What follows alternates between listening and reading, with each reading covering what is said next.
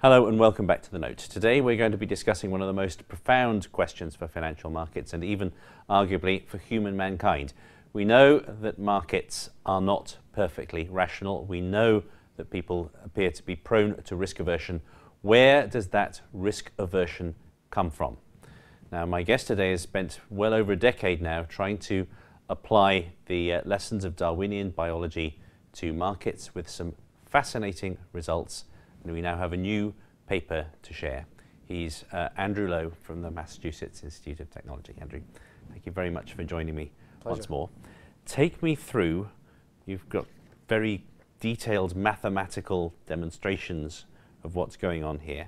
Take me through how the biological imperative to reproduce leads to risk aversion. We have all sorts of behaviors, and those behaviors lead to consequences, in particular in terms of reproductive success or reproductive failure. If we all engage in certain kinds of behavior that together lead to reproductive failure, that pretty much ends that type of behavior from an evolutionary perspective. It's not sustainable. Nature will select that out. And so risk aversion is one of these behaviors that may not seem all that rational in terms of being able to build wealth or increase the number of offspring, but it turns out that if you engage in more conservative behavior, it's much less likely that nature will eliminate that kind of behavior. Okay, so natural selection has selected us in part because we are risk averse. Now, what impact does a change in the environment therefore have on risk aversion? Well, actually the environment is really key. It turns out that if the risk in the environment that impacts our reproductive success, if that risk is systematic, in other words, if it affects your offspring and my offspring in the exact same way, that means that you and I have to behave differently. Otherwise, there's a chance that all of us can become extinct. So in environments where the risk is systematic, the behavior of the various different participants ultimately have to be diversified. They have to be different. And risk aversion is one way that we're going to be different. Your risk aversion may need to be different from mine. And in that context, we can see this type of behavior emerging quite naturally from evolutionary pressures. Okay, now let's think through perhaps the most famous example of extinction of a species that didn't make it would be the dodo.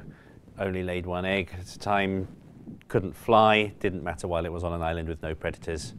Once humans arrived bringing predators, it was extinct within a century or so.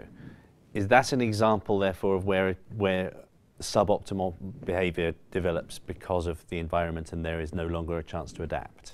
That's a great example. That actually shows that when the environment is stable for a long period of time, we will adapt to that environment, and after a period of time, it looks like our characteristics are optimally tuned to that kind of setting.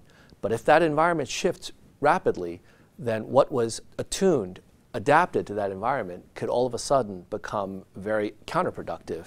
And I think that's one of the reasons why we have to constantly be aware of what our environment looks like, how it's changing, and how adaptive we are. This sounds as though it lends itself to notions of market cycles. People talk about secular bull and bear markets in stocks. There's the notion of Kondratiev waves and commodity supercycles in commodities.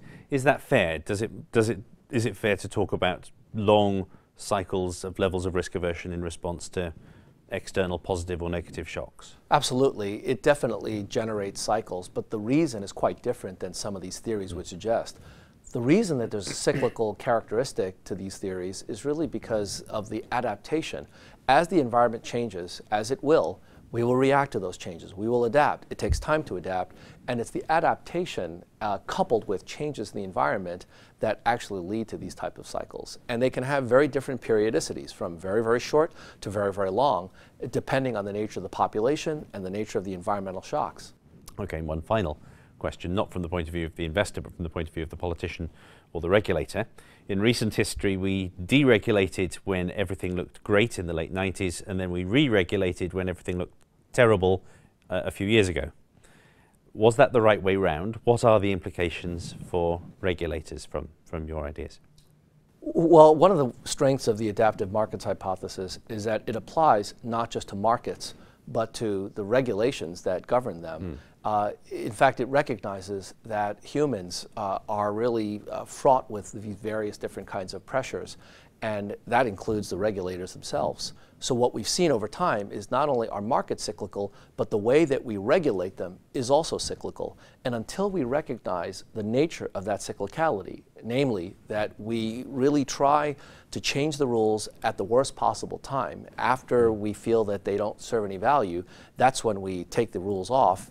That's when we need them most. Until we recognize that aspect of human nature, we're not going to be able to get free of these cycles. We're always going to be prisoners of these fluctuations where the pendulum swings from the left to the right as we change in the way that markets move. Thank you.